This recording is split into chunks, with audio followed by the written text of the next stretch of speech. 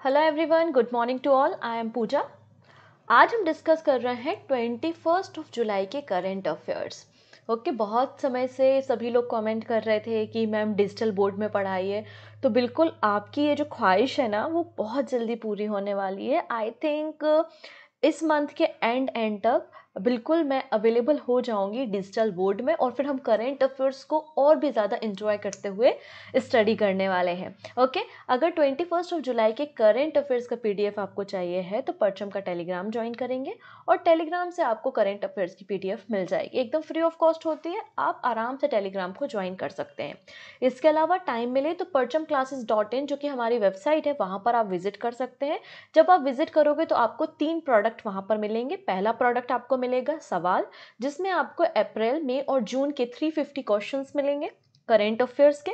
Second product है हमारा रफ्तार। सीए रफ्तार में आपको जनवरी से लेकर जून तक की जितने भी इंपॉर्टेंट करंट अफेयर्स है सबकी headline month wise and topic wise आपको मिल जाएगी। एंड अगर आप डिटेल में करंट अफेयर्स पढ़ना चाहते हैं, आपके पास अभी समय है, एग्जामिनेशन की डेट काफ़ी दूर है, तो उस केस में आप सीए की मैगजीन ले सकते हैं। 6 मंथली सीए मैगजीन हमने लॉन्च की है जिसमें जनवरी से लेकर जून तक के करंट अफेयर्स हैं। ओके, इसके अलावा मैंने ना एक और वीडियो बनाया है जो बहुत जल्दी आपको अवेलेबल हो जाएगा, इंडेक्स। तो जनवरी से लेकर जून तक जो इम्पोर्टेंट नेशनल और international index and report publish हुई हैं, जैसे कि आप लोगों ने रिपोर्ट देखी होगी कि बताइए कि भारत में फॉरेस्ट कवर कितना है, या फिर कौन सा ऐसा स्टेट है जिसमें सबसे अधिक मात्रा में फॉरेस्ट कवर है, या परसेंटेज वाइज फॉरेस्ट कवर कहाँ है। अगर हम टाइगर सेंसस के बारे में बात करते हैं कि किस नंबर की टाइगर सेंसस रिसेंटली हुई थी। इसके अलावा हम बात करते हैं हेनले पासपोर्ट इंडेक्स के बारे में, ग्लोबल फायर पावर इंडेक्स है, एआई अवार्ड या एआई इंडेक्स है, यूनिकॉर्न हब के मामले में भारत की क्या रैंकिंग है। इसके अलावा सिप्री की रिपोर्ट है। तो ऐसे क्वेश्चंस एग्जाम में आपको मिलते हैं। तो जो इंपॉर्टेंट है, क्योंकि बहुत सारी रिपोर्ट्स, बहुत सारा डेटा आता है, बहुत सारे इंडेक्स आते हैं, लेकिन सब कुछ नहीं पढ़ना होता है। एग्जाम को एनालिसिस करना होता है, उसके बाद हमें पढ़ना होता है कि क्या हमें पढ़ना है और क्या हमको बिल्कुल हटा देना है। तो मैंने एक वीडियो बनाया है, लगभग 1 घंटे का वीडियो है, बहुत जल्दी आपको यूट्यूब पर अवेलेबल हो जाएगा। उसमें मैंने जनवरी से लेकर जून तक के important index, national, international and reports वहां पर कवर की हुई हैं। ओके है इतनी चीजें। सो स्टार्ट कर लेते हैं हम 21 जुलाई के करंट अफेयर्स।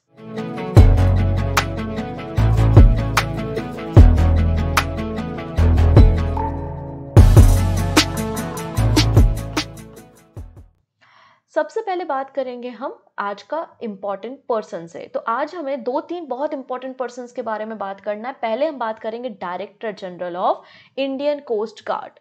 तो इंडियन कोस्ट गार्ड के नए डायरेक्टर जनरल कौन बन गए हैं? तो आंसर हो जाएगा यहाँ पे राकेश पाल।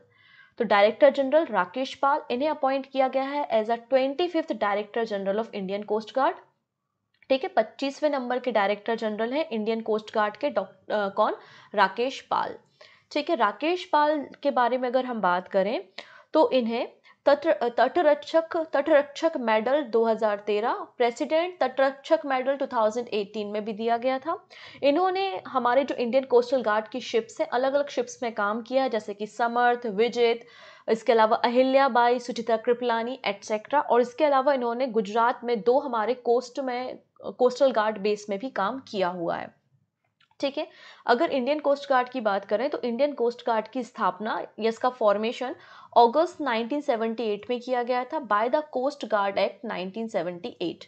ओके, जो एक इंडिपेंडेंट आर्म फोर्स है इंडिया की, जो कि मिनिस्ट्री ऑफ डिफेंस के अंदर काम करती है। तो आपको याद रखना है 25th नंबर के director general Indian coast guard के बन गए हैं Rakesh Pal. Done. Next appointment हुई है director general of railway protection force, जिसको हम आरपीएफ भी कहते हैं। तो आरपीएफ मतलब रेलवे सुरक्षा बल के नए डायरेक्टर जनरल कौन बन गए हैं? मनोज यादव। मनोज यादव एक आईपीएस ऑफिसर है जो कि हरियाणा कैडर से, हरियाणा कैडर से बिलोंग करते हैं। मनोज यादव डायरेक्टर जनरल बन गए हैं रेलवे प्रोटेक्शन फोर्स मतलब आरपीएफ के। ओके, रिसेंटली कैबिनेट की मीटिंग हुई थी और मिनिस्ट्री ऑफ पर्सनल्स के द्वारा ये अपॉइंटमेंट डिक्लेयर की गई कि अब जो नए डायरेक्टर जनरल होंगे रेलवे प्रोटेक्शन फोर्स के, वो मनोज यादव जी होंगे और ये रिप्लेस कर रहे हैं संजय चांदर को। संजय जी का जो टेन्योर है वो 31 जुलाई को खत्म हो रहा है और 31 जुलाई से ही फिर इनका टेन्योर शुरू होगा। इनका टेन्योर कब तक रहने वाला है? तो 2025 में इनका रिटायरमेंट होगा। तो याद रखना है, पहले इंडियन कोस्ट गार्ड के डायरेक्टर जनरल बन गए हैं राकेश पाल, और रेलवे प्रोटेक्शन फोर्स के डायरेक्टर जनरल बन गए हैं मनोज यादव। ये दोनों बहुत इंपॉर्टेंट अपॉइंटमेंट हो गई। नेक्स्ट पर्सन है यहाँ पर, हम बात कर रहे हैं निवृत्ति राय के बारे में। ये है निवृत्ति राय और ये इन्वेस्ट इंडिया की नई सीईओ बन गई हैं। ये पहले इंटेल में काम किया करती थी, तो इंटेल इंडिया की हेड हुआ करती थी निवृत्ति राय, और इन्होंने इंटेल इंडिया से रेजिग्नेशन दिया और उसके बाद इन्होंने ज्वाइन किया इन्वेस्ट इंडिया। तो इन्वेस्ट इंडिया की नई सीईओ एंड मैनेजिंग डायरेक्टर बन गई है निवृत्ति राय। अब इन्वेस्ट इंडिया क्या है? हमारे भारत में कई सारे प्रोग्राम चलते हैं, राइट, जैसे कि मेक इन इंडिया प्रोजेक्ट चलता है हमारे देश में, स्टार्टअप इंडिया प्रोजेक्ट चलता है। तो इन सब का जो फ्लैगशिप या अम्ब्रेला बॉडी आप कह सकते हैं वो इन्वेस्ट इंडिया है। इन्वेस्ट इंडिया का एक और काम होता है इन्वेस्टमेंट को अट्रैक्ट करना। Invest India also help investor looking for the investment opportunity and option in India. ये इन्वेस्ट इंडिया का काम है। सो इन्वेस्ट इंडिया की नई मैनेजिंग डायरेक्टर एंड सीईओ बन गई है निवृत्ति राय। इन्हें नारी शक्ति पुरस्कार से भी सम्मानित किया जा चुका है। इन्हें नारी शक्ति पुरस्कार दिया था टेक्नोलॉजी की फील्ड में आउटस्टैंडिंग परफॉर्मेंस करने के कारण। अगर हम बात करें इन्वेस्ट इंडिया के चेयरमैन के बारे में, the board of invest India, जो बोर्ड मेंबर हैं इन्वेस्ट इंडिया के, उसे चेयर कर रहे थे श्री राजेश कुमार सिंह, जो कि सेक्रेटरी भी हैं डीपीआईआईटी के, उनके द्वारा ये अपॉइंटमेंट की गई है। डीपीआईआईटी क्या होता है? Department for promotion of industry and internal trade होता है, जो कि ministry of commerce and industry के अंदर काम करता है। इस डिपार्टमेंट का फॉर्मेशन 1995 में डिपार्टमेंट का फॉर्मेशन हुआ था। ओके है, चलिए अगली एक ऑटोबायोग्राफी के बारे में बात करते हैं, और बहुत इंपॉर्टेंट पर्सन की ये आत्मकथा है, ऑटोबायोग्राफी है। हम बात कर रहे हैं टीएन सेशन के बारे में। ये जो टीएन सेशन है ना, ये हमारे इलेक्शन कमीशनर सीईसी मतलब चीफ इलेक्शन कमिश्नर रह चुके हैं। हालांकि 2019 में ही इनकी डेथ हो गई थी और उनकी डेथ के 4 साल के बाद उनकी ऑटोबायोग्राफी को रिलीज किया गया है। ओके, तो इनकी ऑटोबायोग्राफी के बारे में हम थोड़ा सा पढ़ लेते हैं। Through the broken glass and autobiography. ये ऑटोबायोग्राफी किसकी है? तो हमारे former chief election commissioner TN Seshan की ये ऑटोबायोग्राफी है। इन्होंने यहाँ पर हमारी कंट्री के जो डिफरेंट इंडियन इलेक्शन हुए हैं उसके बारे में बताया है।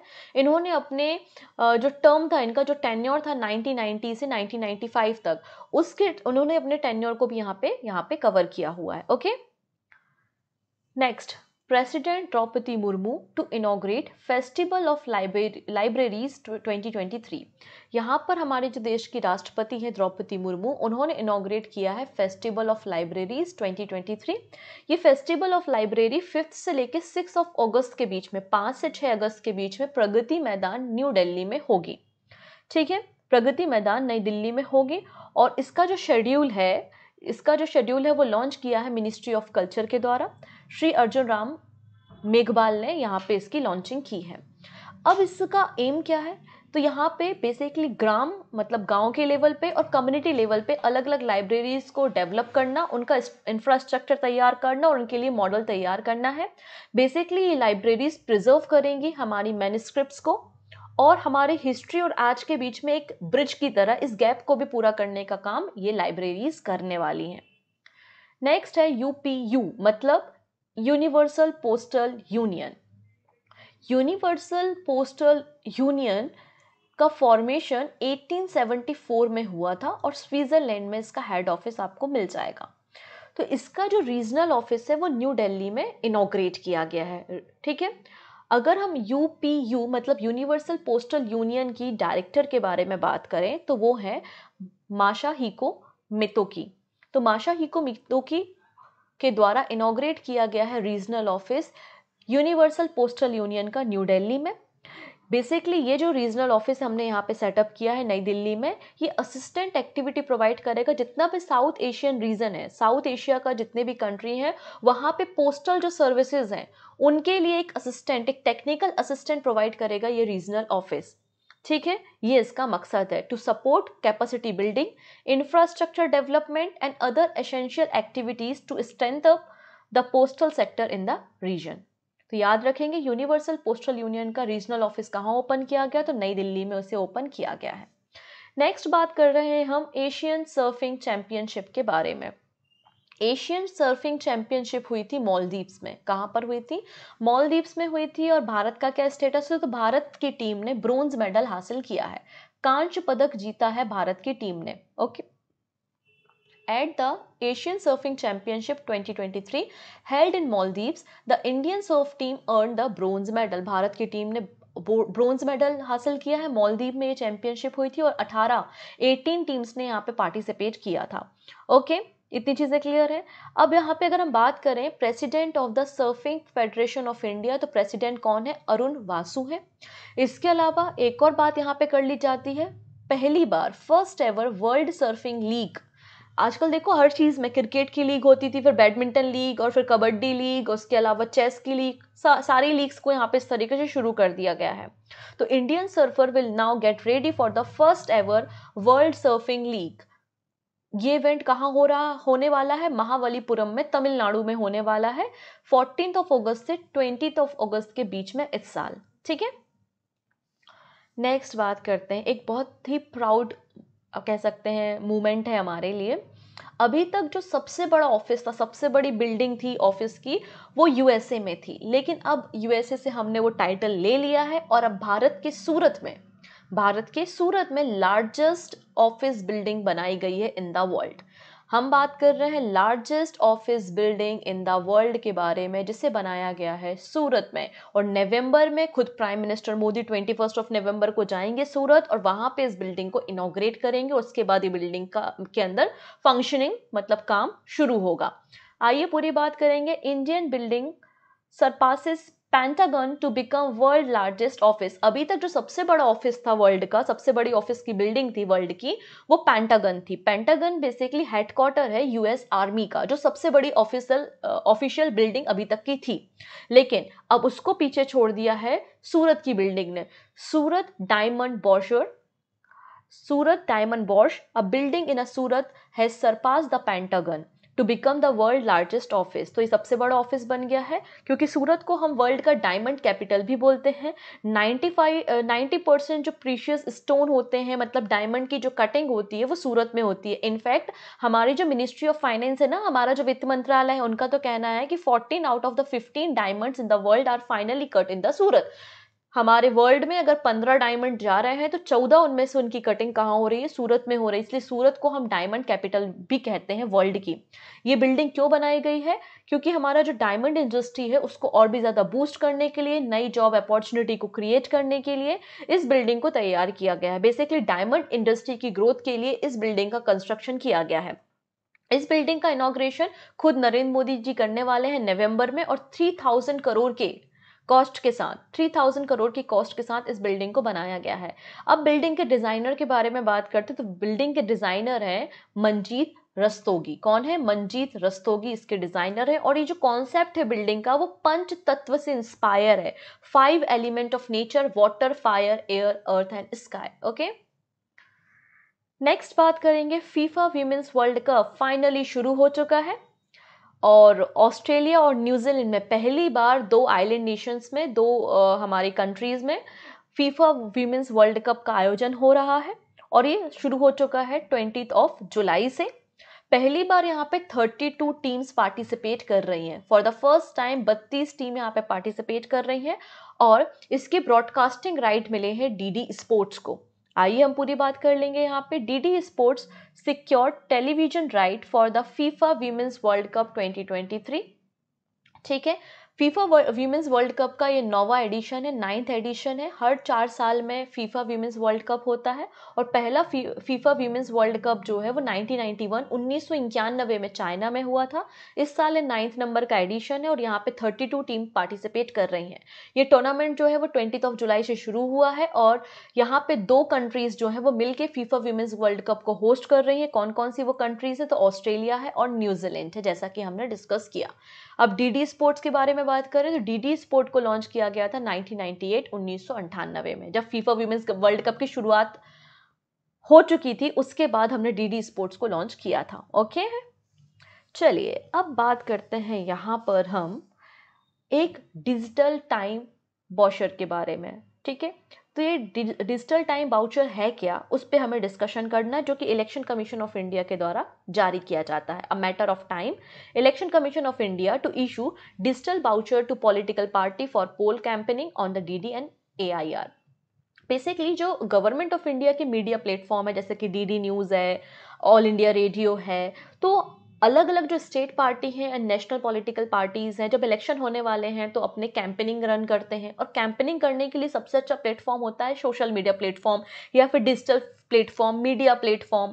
तो सारी पार्टीज़ को, चाहे वो नेशनल हो और स्टेट पार्टीज़ हो, सबको इक्वल अपॉर्चुनिटी मिले कि वो कैंपेन रन कर सकते हैं, वो आके डीडी चैनल पे या AIR पे अपनी बातों को रख सकते हैं, अपने रिप्रेजेंटेटिव को भेज सकते हैं। तो उसके लिए एक पर्टिकुलर टाइम स्लॉट होना चाहिए, जिससे हर एक पार्टी को इक्वल अपॉर्चुनिटी मिले कैंपेनिंग करने के लिए। इसलिए इलेक्शन कमीशन ऑफ इंडिया ने यहाँ पे छोटा सा अमेंडमेंट किया है, उसी अमेंडमेंट पे हम डिस्कशन करने वाले हैं। हम बात कर रहे हैं डिजिटल टाइम वाउचर के बारे में। तो इलेक्शन कमीशन ऑफ इंडिया ने डिसाइड किया है to issue digital time voucher to national and state political party for campaigning on the Doordarshan and all India radio during the election। ठीक है, इलेक्शन के समय अगर आपको कैंपेनिंग करनी है तो उसके लिए आपको डिजिटल टाइम वाउचर दिए जाएंगे, जो कि 5 मिनट और 10 मिनट के वाउचर्स होंगे। Okay, the Election Commission of India has amended the existing scheme for the use of government-owned electronic media by the political parties। और ये जो डिजिटल टाइम वाउचर हैं वो इंफॉर्मेशन टेक्नोलॉजी प्लेटफॉर्म के जरिए यहाँ पे इनको डिवाइड किया जाएगा और इंट्रोड्यूस दिया जाएगा। ठीक है, यहाँ पर ये जो टाइम वाउचर होंगे ये 5 मिनट एंड 10 मिनट के equal to the total time के अकॉर्डिंगली इनको अलॉट किया जाएगा। लेकिन किसी भी व्यक्ति को, मतलब कोई भी पार्टी अपने किसी भी व्यक्ति को, रिप्रेजेंटेटिव को यहाँ पे चैनल पे भेज सकती है और उनको बोल सकती है कि आप इन टाइम वाउचर का यूज कर सकते हो, लेकिन कोई भी व्यक्ति 20 मिनट से ज्यादा इन वाउचर्स को यूज नहीं कर सकता। क्लियर है, ये बातें यहाँ पे इलेक्शन कमीशन ऑफ इंडिया के द्वारा कही गई हैं।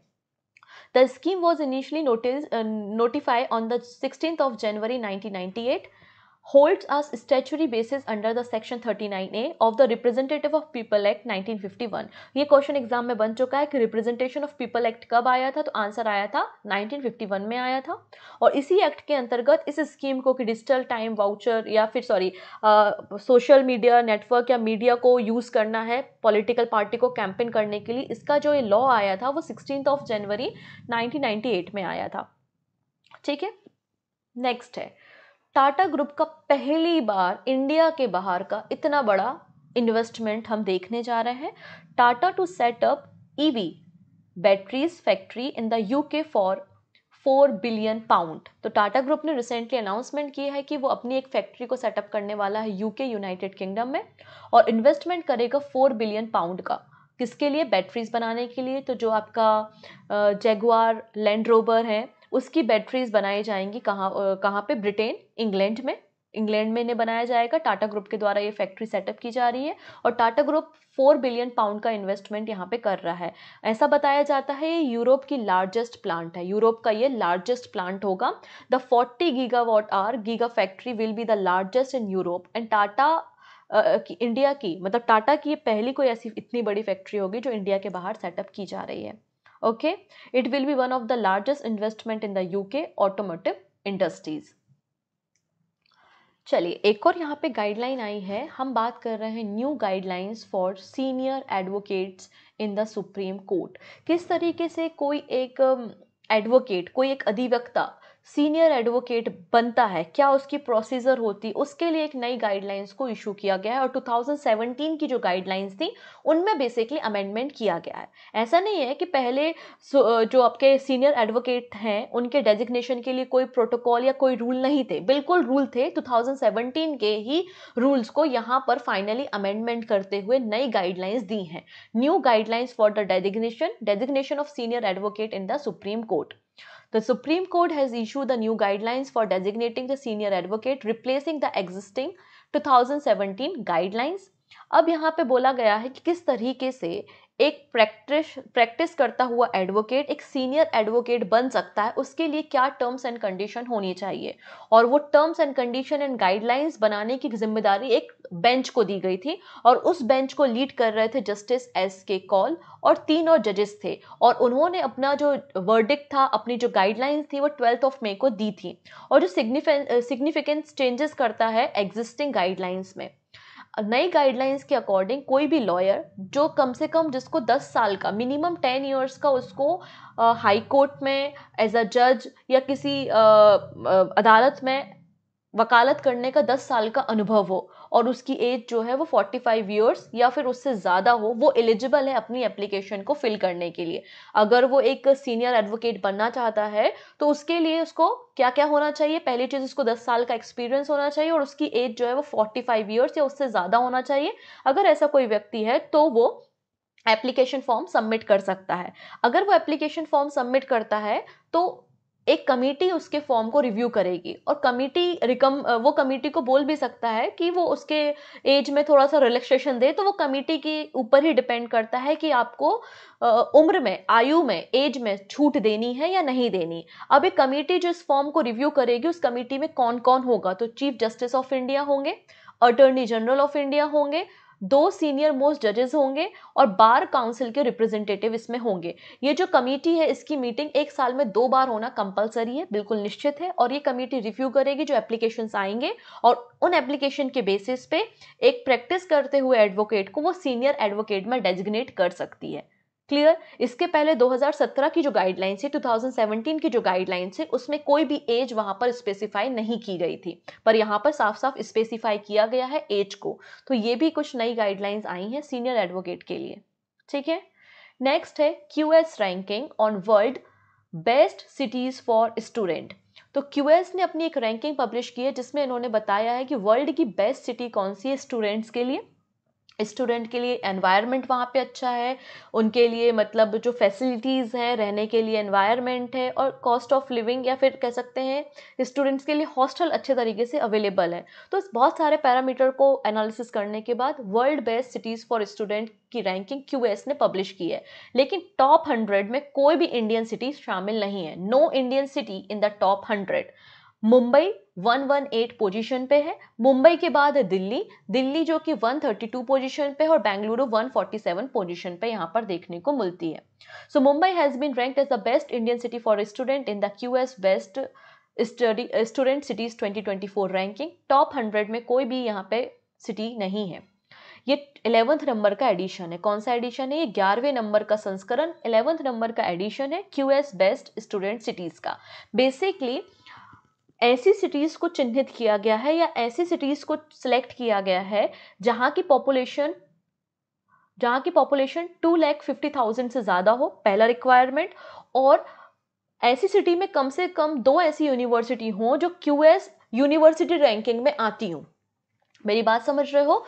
ऐसे रेंडमली कोई भी सिटी नहीं उठा ली है। सिटीज उठाने के पीछे 2 यहाँ पे क्राइटेरिया इन्होंने बताया है कि वो जो सिटी है जिसको हम क्यूएस रैंकिंग में शामिल कर रहे हैं, तो उसकी पॉपुलेशन 2.5 लाख से ज्यादा होनी चाहिए।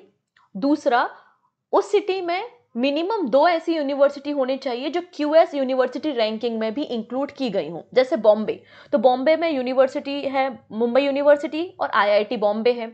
दिल्ली की बात करते तो आईआईटी दिल्ली है, जेएनयू है, जामिया मिलिया इस्लामिया है, राइट। तो ऐसे ही सिटी को यहाँ पे उठाया गया है, तो ये रैंकिंग यहाँ पर आई है। ठीक है, in which country international defence exhibition 2023 will be organise. तो इंटरनेशनल डिफेंस एग्जीबिशन कहाँ पर ऑर्गेनाइज किया जाएगा? तो आंसर हो जाएगा साउथ कोरिया में ऑर्गेनाइज किया जाएगा 17 अक्टूबर को। 17 अक्टूबर को इसे ऑर्गेनाइज किया जाएगा। The international aerospace and defence exhibition 2023 will be organise in Seoul, the capital of South Korea. 550 companies from the 35 countries will participate in this defence exhibition. ये 6 डेज तक चलने वाला डिफेंस एग्जीबिशन है जो कि स्टार्ट होगा 17 अक्टूबर से। This will be the biggest ever edition of the exhibition, जिसकी शुरुआत 1996 में हुई थी, 1996 में हुई थी। लास्ट न्यूज आज हम देखेंगे, मेटा और माइक्रोसॉफ्ट दोनों ने मिलके एक नया AI ओपन सोर्स लैंग्वेज बनाया है, उसके ऊपर हम डिस्कशन करने वाले हैं। So Meta collaborate with Microsoft to launch Llama 2 AI language model. तो मेटा के जो सीईओ है मार्क जकरबर्ग, उन्होंने कहा है कि कंपनी ने पार्टनरशिप की माइक्रोसॉफ्ट के साथ और इंट्रोड्यूस किया है एक और नया ओपन सोर्स लैंग्वेज कोड, मतलब AI based language model introduce किया जिसका नाम है लामा 2। बेसिकली नेक्स्ट जनरेशन मतलब GPT-3 में यूज होने वाला कोड है, और ये नॉर्मल लोगों के लिए नहीं, ये डेवलपर्स बिजनेसमैन के लिए इसको लॉन्च किया गया, कमर्शियल यूज के लिए इसे अवेलेबल कराया जाएगा एंड रिसर्च के लिए इसे अवेलेबल कराया जाएगा। क्लियर है? चलिए नेक्स्ट बात करते हैं कुछ शॉर्ट न्यूज के बारे में। तो पहली न्यूज है हरमेहर सिंह लैली एंड संजना सूद, इन लोगों ने सिल्वर मेडल जीता है in the skeet mix team event ISSF junior world championship, जो कि कोरिया में हो रही है। नेक्स्ट है RBI बैंक ने United India cooperative bank Bijnor का लाइसेंस कैंसिल कर दिया है। ठीक है। नेक्स्ट है 19th session of commission on genetic resource for food and agriculture. ये जो मीटिंग हुई है वो रोम में हुई है 17 जुलाई से लेकर 21 जुलाई के बीच में। नेक्स्ट है यहाँ पर इंपॉर्टेंट बात है कि इंडिया डोनेट कर रहा है $1 मिलियन। इंडिया डोनेट कर रहा है $1 मिलियन यूनाइटेड नेशन को, टू द यूनाइटेड नेशन, किसके लिए? Promotion of the Hindi language. आपको पता है लगातार हिंदुस्तान जो है वो हिंदी भाषा को प्रमोट करने के लिए डोनेशन करता है। तो यहाँ पे $1 मिलियन का इन्वेस्टमेंट या डोनेशन किया यूनाइटेड नेशन को to support the promotion of Hindi language. Next है Indian railway offer 20 rupee economic meal menu for the general category passenger. Next है इंडियन ग्रैंड मास्टर प्रज्ञानंदन, इन्होंने सुपर GM चेस टूर्नामेंट को जीत लिया है Hungary में। और मॉनसून सेशन की शुरुआत हो गई है, पार्लियामेंट के मॉनसून सत्र की शुरुआत हो चुकी है, जिसमें एक्सपेक्टेड है कि 31 बिल को इंट्रोड्यूस किया जाएगा। एक बार ये सेशन हो जाए और बिल्स को इंट्रोड्यूस कर दिया जाए, और फिर हम उन बिल्स को जो इंपॉर्टेंट होंगे एग्जाम पॉइंट ऑफ व्यू से, उन बिल को एक एक करके डिस्कस करेंगे। लेकिन पहले दिन आपको पता है संसद में हंगामा हुआ था मणिपुर के मुद्दे को लेके, तो मणिपुर के मुद्दे को थोड़ा सा अच्छे से आप पढ़ लीजिएगा। ओके है। सो अंत में बात करेंगे, छोटा सा क्वेश्चन है, भूमि सम्मान award is associated with implementation of which scheme. तो रिसेंटली द्रौपदी मुर्मू ने भूमि सम्मान अवार्ड दिए हैं, तो ये किस स्कीम से एसोसिएटेड है? 4 ऑप्शन आपको स्क्रीन पे दिख रहा है, जो भी सही आंसर है वो आप कमेंट में दीजिएगा। बाकी सारी बातें हम कल के सेशन में करते हैं। So thank you, take care.